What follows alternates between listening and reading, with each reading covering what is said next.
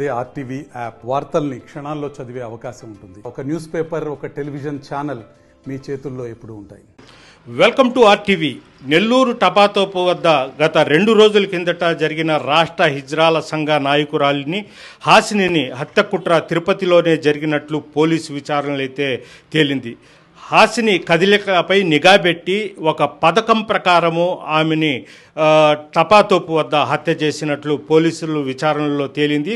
అయితే నెల్లూరు జిల్లాకు చెందిన హాసిని అంచెలుగా హిజ్రా నాయకురాలుగా ఎదిగింది. ఆమె తిరుపతి జిల్లాలోని మంగళంలో ఉంటూ రాయలసీమ, కోస్తా జిల్లాల్లో తన పెత్తనాన్ని, తమ సామ్రాజ్యాన్ని స్థాపించుకుంది. ఆమె హిజ్రాల నాయకురాలుగా ఉంటూ చాలా సెటిల్మెంట్లు, పంచాయతీలు చేస్తూ కూడా పెద్ద ఎత్తున డబ్బులు సంపాదించిందని కూడా పోలీసు విచారణలు అయితే కొంతమంది హిజ్రాలు కూడా చెప్పడం జరిగింది. అయితే హాసిని స్నేహితురాలు తిరుపతిలో ఉంది. ఆమెకు ఒక నేర చరిత్ర కలిగిన ఒక వ్యక్తితో ఆమెకు సంబంధాలు ఉన్నాయి. అయితే ఆ సంబంధాలు విరమించమని కూడా ఆ నేర చరిత్ర కలిగిన వ్యక్తిని హాసిని పలుమార్లు వార్నింగ్లు ఇవ్వడము, అదేవిధంగా 1-2 సార్లు దాడులు చేసి అతన్ని కొట్టడం కూడా జరిగింది.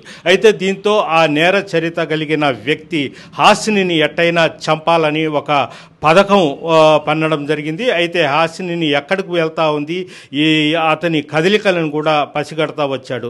అయితే హాసిని నెల్లూరు జిల్లాలోని పార్లపల్లిలో ఒక ఆలయం కట్టింది. ఆలయాన్ని పూజకు ఈ నెల 26వ తేదీన గ్రామానికి వెళ్తుందని కూడా తిరుపతికి చెందిన ఆ రౌడీ షీటర్ కావచ్చు, అదేవిధంగా నేర చరిత్ర కలిగిన వ్యక్తికి తెలిసింది. అయితే ఒక పథకం ప్రకారము అతను తిరుపతికి చెందిన కొంతమంది నేర చరిత్ర కలిగిన వ్యక్తులను 2 కార్లలో తీసుకొని వచ్చి కొడవలూరు మండలంని టపాతోపు వద్ద కాపుగాయడం జరిగింది. అయితే ఈ హాసిని ఆ పార్లపల్లి గ్రామానికి వెళ్ళి మహాలక్ష్మి ఆలయంలో పూజలు అనంతరం ఆమె 10 గంటలకు తిరిగి నెల్లూరుకి వచ్చే సమయంలో టపాతోపు వద్ద ఆమెను అతి దారుణంగా కత్తులతో పొడిచి చంపడం జరిగింది. అయితే ఇక్కడ ఒకటి ఉంది.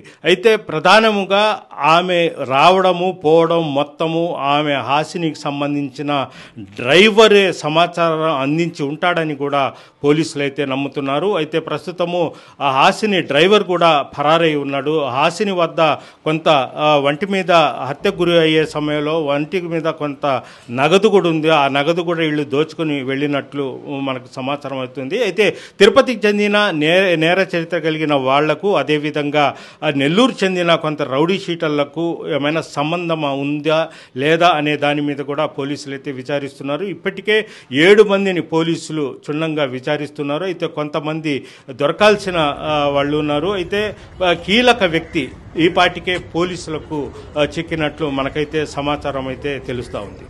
మరిన్ని వీడియోస్ కోసం ఛానల్ ని సబ్స్క్రైబ్ చేయండి. లేటెస్ట్ అప్డేట్స్ కోసం వాట్సాప్ ఛానల్ ని ఫాలో చేయండి. అండ్ లింక్ డిస్క్రిప్షన్ లో ఉంది.